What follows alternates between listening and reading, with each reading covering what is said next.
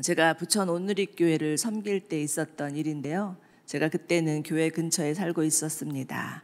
그런데 저희 집 바로 옆에는 또 이단 교회가 하나 있었는데 그 교회에서는 매주 주일 소식을 신문에 실어서 아파트 앞에다 다 두고 가곤 했습니다.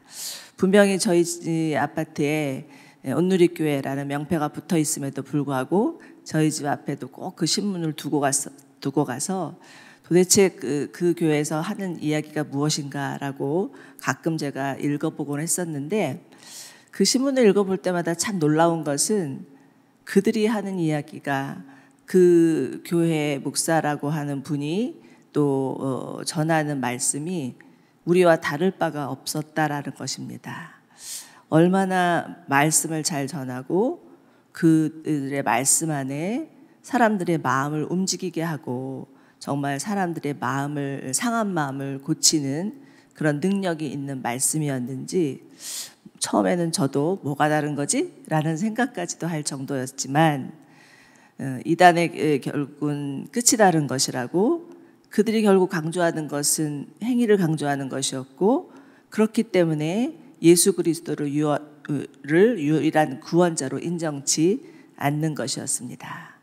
사도 바울이 사역하던 당시에도 이러한 자들이 있었습니다. 오늘 그 부분에서 4절을 보시면 다른 예수, 또 다른 영, 다른 복음이라는 그런 말이 나오고 있는 것을 볼 수 있습니다. 이들은 교회 안에 들어와서 성도들을 혼란케 하면서 미혹해 하고 분열시키는 그러한 자들이었습니다. 다른 예수를 전하고 다른 영을 전하고 다른 복음을 전하면서 성도들을 혼란케 하였던 것이죠. 바울은 이러한 일들이 교회에 얼마나 심각한 위험을 빠뜨리게 하는지를 너무나 잘 알고 있었기 때문에 오늘 이 문제에 대해서 언급을 하고 있습니다. 우선 바울은 자신이 고린도 교회에 어떤 역할을 하였는지에 대해서 밝히고 있는데요. 1절부터 3절이 그 내용입니다. 다시 읽어보면 여러분은 내가 좀 어리석어 보이더라도 용납해 주시기 바랍니다. 꼭 나를 용납해 주십시오. 왜냐하면 나는 하나님의 열심으로 여러분을 위해 열심을 내고 있기 때문입니다. 나는 여러분을 순결한 처녀로 한 남편인 그리스도께 드리려고 약혼시켰습니다. 그러나 나는 뱀이 그의 간교한 깨로 하와를 속인 것처럼 여러분의 마음이 그리스도에 대한 순전함과 정결함을 버리고 부패할까 두렵습니다. 라고 말합니다. 그는 자신을 스스로 예수님과 그 고린도 교회를 신랑과 신부로 맺어주기 위해서 열심으로 일하였다고 주장합니다. 말하자면 예수님과 교회 사이에 중매쟁이 노릇을 했다는 것이죠. 요즘에는 결혼 중개 회사라는 것이 있어서 신랑과 신부를 맺어주기도 하는 시대이지만, 예전에는 중매쟁이가 집집마다 돌아다니면서 서로 매치가 될 만한 짝을 맺어주기도 하였었습니다. 저도 결혼하기 전에 어머니의 강요에 의해서 딱 2번 선을 본 적이 있었는데, 제가 그때 저희 남편하고 열심히 교제하고 있었기 때문에 거들떠 보지도 않았었습니다.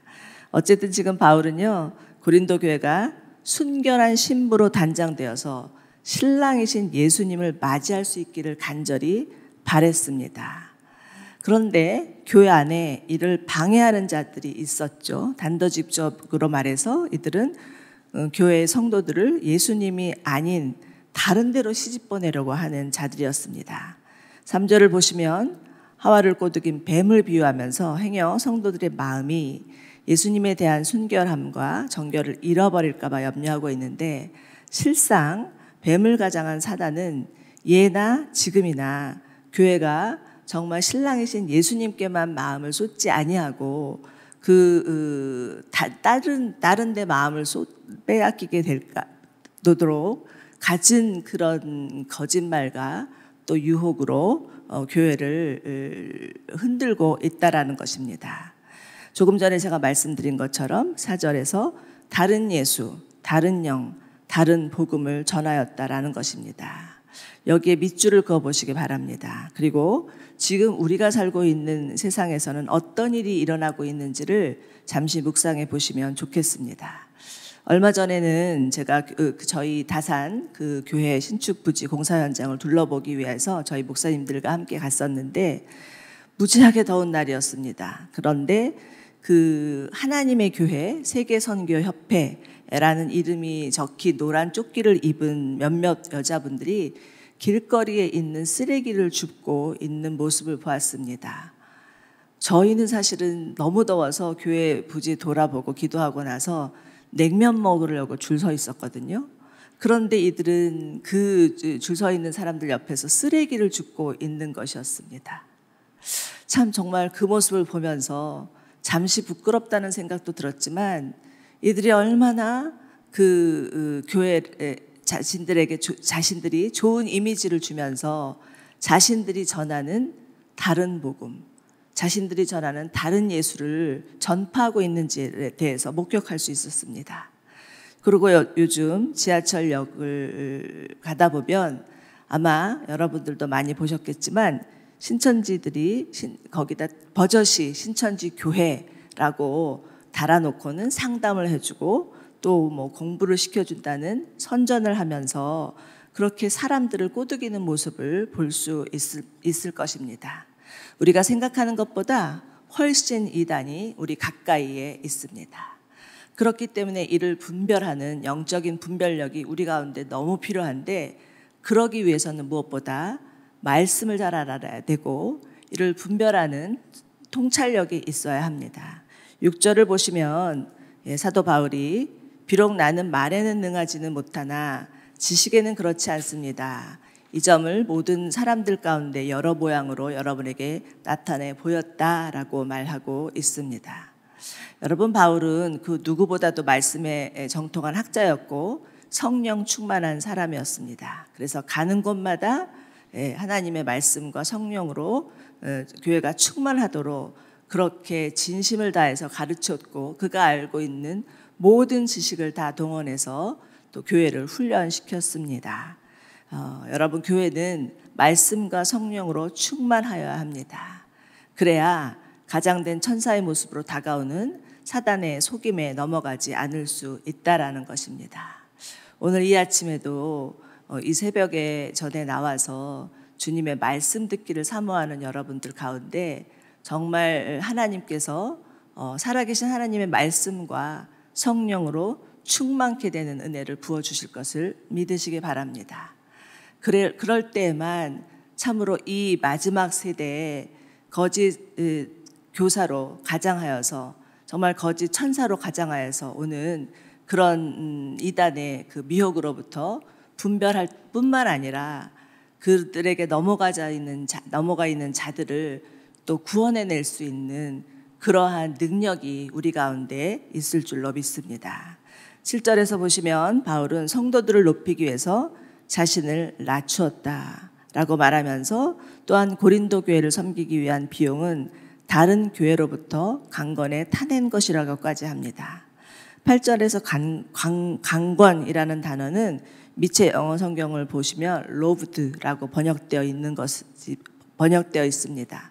말하자면 고린도 교회를 섬기기 위해서 다른 교회로부터 그 비용을 도적질했다, 강도짓을 했다 이렇게 강력한 표현을 쓰고 있는 것이죠. 이처럼 바울은 교회를 개척할 때 그 어떤 사례비나 수고비를 요구하지 아니하고 짐이 되지 않기 위해서 스스로 조심하였고 앞으로도 그러할 것이라고 9절 후반부에서는 말하고 있습니다.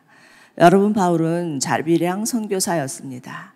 당시 천막을 만들고 돌보는 일을 하면서 후원을 받지 않고 사역을 했던 것이죠. 그런데 당시에는 순회 설교자나 철학자들이 자비량으로 사역하는 것은 자신의 품위를 떨어뜨리는 일이라고 간주하였기 때문에 바울이 교회의 후원을 거절하는 것은 뭔가 자격이 부족했기 때문이다 라고 생각을 하거나 아니면 교회를 무시한 처사다라고 수군거리면서 바울을 비방하는 것을 그치지 않았었습니다.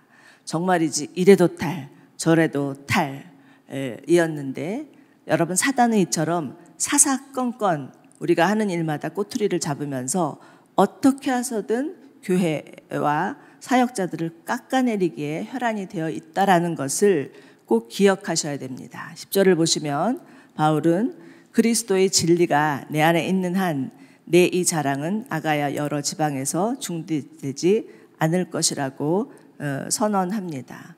바울은 지금 교회에게 자기 자신을 어필하고 있죠. 그것은 자기를 자랑하기 위함이 아니라 교회가 정말 거짓 사도들, 거짓 교사들의 미혹당하여서 혼란이 있고 그로 인하여서 분열이 있고 그로 인해서 교회가 하나 되는 것이 문제가 생겼기 때문에 자신이 이처럼 자신을 자랑하는 것, 자신이 어떻게 했던 것에 대해서 말하는 것을 용납해 달라고 교회에게 말하고 있는 것입니다. 그러면서 정말 어떻게 해서든 주님 안에 있는 그 진리가 여러분에게 전달될 수 있기를 위해서 나는 애를 쓰고 또 애를 썼습니다 라고 그렇게 고백을 하는 것이죠.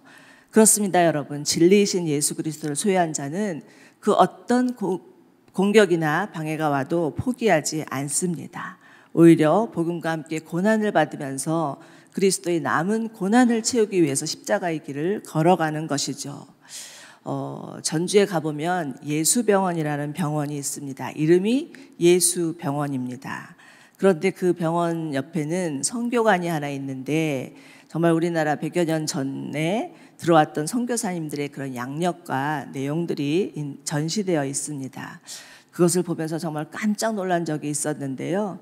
그분들 중에는 미국이나 영국, 캐나다 등지에서 유명 대학교에서 공부한 굉장히 유능한 인재들이 많이 있었습니다.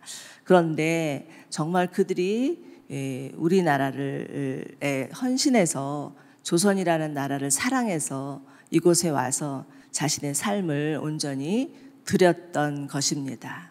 그 중에 가보면 그 전주예수병원의 그 전시관에 가보면 무려 어떤 그 의사선교사시죠.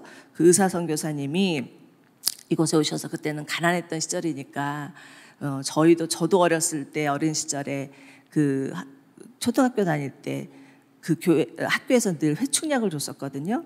그 회충약을 먹어야만 꼭 되던 시절이었는데 얼마나 회충이 우리 뱃속에 많았었는지 그 전시된 사진 중에 어떤 9살짜리 여자아이의 그 뱃속에서 1063마리의 회충을 뽑아낸 의사 선생님이 사진이 있을 정도로 정말 그런 분들이 우리나라에 들어와서 선교하면서 조선을 얼마나 사랑했었는지를 볼 수 있었습니다. 이분들은 어쩌면 얼마든지 자신의 가진 그런 능력을 가지고서 자신의 나라에서 안정되고 부유한 삶을 살 수 있었겠으나 그러나 정말 가난한 나라 조선에 복음이 한 번도 들어가지 않았다라는 것을 안타까이 여기면서 자신을 헌신해서 진리이신 예수 그리스도를 전하기 위해서 오셨던 것이죠. 이처럼 그들이 자신의 그런 안락한 삶을 버리고 이 척박한 땅 조선에 올 수 있었던 이유는 무엇이었겠습니까? 그들 안에 계시는 진리이신 예수 그리스도 때문이었다라는 것입니다. 여러분, 우리가 또 복음을 전할 수 있는 이유는 우리 안에 계신 예수님 때문입니다. 예수님만이 길이요 진리요 생명임을 알았기 때문에 복음을 전한다는 이유로 때로는 우리도 또 집안에서 눈치를 받을 수도 있고 때로는 또 회사에서 또 눈총을 받을 수도 있고 맹신자라는 그런 욕을 먹을 수도 있지만 계속할 수 있는 것입니다. 자, 이제 12절을 보십시오. 12절을 보시면 바울이 나는 내가 하는 일을 계속할 것입니다 라고 선포하고 있습니다. 어떤 방해가 있어도 어떤 공격이 있어도 그것 때문에 자신의 목숨이 위험에 처한다 할지라도 나는 진리이신 예수님, 그 예수님 전하는 것을 포기하지 아니하고 끝까지 할 것이라고 그렇게 선포합니다. 바라기는 우리의 마음과 입술에서도 우리의 삶에서도 나는 어떤 일이 있어도 복음 전하는 일을 계속할 것입니다 라고 그렇게 말할 수 있는 저와 여러분들 되시기를 축원합니다. 자, 그리고 연이어서 진리 되신 예수님을 전하는 목적은 우리와 똑같은 일을 한다고 자랑하기 위해서 기회를 엿보는 사람들의 기회를 끊어버리려 한다는 것이라고 말합니다. 네, 여러분, 사단은 어떻게 해서든 하나님 나라가 확장되는 것을 막으려 합니다. 하나님 나라가 확장된다는 것은 그만큼 자기네들이 설 자리를 사라진다는 것을 알기 때문이죠. 호시탐탐 기회를 노리면서 자신이 인간에게서 빼앗은 그 영역을 유지할 뿐만 아니라 자신의 그 나라에 더 많은 사람들을 끌어들이려고 애쓰고 있다는 것입니다. 그러면 진리이신 예수님을 아는 우리는 어떻게 해야 되겠습니까? 정말 저쪽에서는 막 움직이고 있는데 우리가 아무 일도 하지 아니하고 움직이지 아니하고 그냥 복음을 전하지 않고 있다면 자연히 먹힐 수밖에 없다라는 것입니다. 상대방에서 공격을 하면 우리는 더한 그들을 향해서 공격을 해야만 무너뜨릴 수 있다라는 것입니다. 여러분, 하나님은 온 우주 만물을 지으시면서 인간에게 이 세상을 다스릴 수 있는 권세를 주셨습니다. 그런데 그 권세를 사단이 빼앗아 간 것이죠.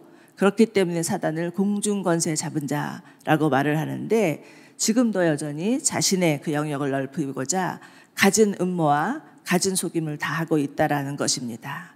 그래서 많은 사람들을 사단의 하수인, 사단의 앞잡이가 되게 하고 있다라는 것이죠. 13절 말씀을 보십시오. 그런 사람들은 거짓 사도들이요 가증된 일꾼이요 자신을 그리스도의 사도들로 가장하는 사람들입니다. 이렇게 말합니다. 그런데 만약 이들이 나는 사단의 하수인이야, 사단의 앞잡이야 라고 말한다면, 그리고 정말 우리가 상상하는 사단의 모습처럼 무섭고 징글징글한 모습으로 다가온다면 누가 넘어가겠습니다. 그러나 그렇지 않고 그런 모습으로 나타나지 않고 14절 빛의 천사로 가장하여 나타난다라는 것입니다. 조금 전 제가 다산에서 정말 그 무더위에도 불구하고 노란 조끼를 입으면서 쓰레기를 줍고 있는 그 하나님의 교회, 그 이단에 속한 사람들의 이야기를 했죠. 그들은 누가 봐도 정말 천사와도 같았습니다. 다들 무더위를 피해서 시원한 곳으로 냉면 먹으러 우리조차도 그렇게 들어가고 있는데 그들은 그 무더위에도 마다하고 쓰레기를 주우면서 사람들에게 너무나 좋은 이미지를 주면서 자신의 교회에 사람들을 끌어당기려고 애를 쓰고 있다라는 것입니다. 그러나 여러분, 그들의 배후에는 어떻게 해서든지 우는 사자처럼 삼킬 자를 두루 찾고 있는 사단의 세력이 있다는 것을 잊어서는 안 됩니다. 예수님께서 이 땅에 오심은 아무도 멸망하지 않고 구원받기 위한 하나님의 사랑이었고, 아직도 자신이 세력이 영원할 것 마냥 사람들을 속이는 사단과 그 무리들을 멸망시키기 위함임을 잊지 마시기 바랍니다. 우리 마지막으로 요한계시록 20장 10절을 함께 읽어보시겠습니다. 네, 시작. 그리고 그들은 연옥받는 마귀는 짐승과 거짓 예언자가 있는 불타는 유황못에 던져졌습니다. 그들은 영원토록 밤낮 고통을 당할 것입니다. 또 한 구절 더 읽겠습니다. 요한계시록 21장 2절입니다. 또 나는 거룩한 도성 새 예루살렘이 하늘로부터 하나님께로부터 자기 남편을 위해 단장한 신부처럼 준비돼 내려오는 것을 보았습니다. 아멘. 사랑하는 여러분, 하나님을 대적하고 하나님 나라를 찬탈하고자 하는 사단과 거짓 세력들은 반드시 불타는 유황불 못에 던져질 것입니다. 그러나 교회는 거룩한 신부가 되어서 신랑 되신 예수 그리스도를 맞이하게 될 것을 믿으시기 바랍니다. 우리 모두 그날을 기다리면서 순결한 주님의 신부로 단장하는 약혼녀들이 되시기를 주님의 이름으로 축원합니다.